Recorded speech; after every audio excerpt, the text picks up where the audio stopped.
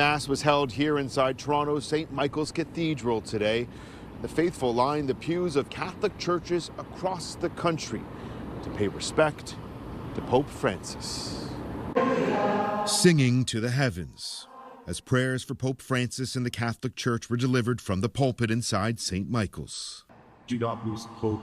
As flags were lowered across the country this Easter Monday, parishioners and church leaders paid their respect.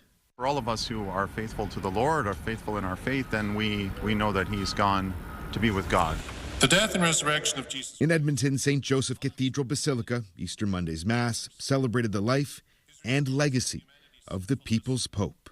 You could just tell that his heart bled for anybody that was suffering or in need, and he didn't hesitate to make his voice known on their behalf, to advocate for them. In the spring of 2022, a delegation from Canada visited Pope Francis at the Vatican. Just looking at the pictures Residential school survivor Linda Daniels was part of that delegation who met with the Pope. When I shook his hand and I looked into his eyes,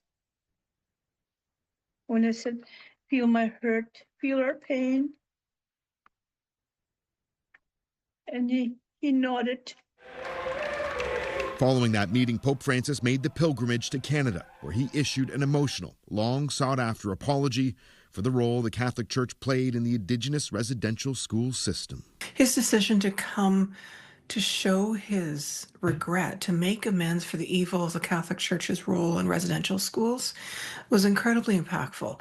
Though for some Indigenous leaders, today is a day of mixed emotions. Personally, in terms of the Catholic Church, I'm still waiting, as many of us are, for the return of artifacts that are sitting in Rome.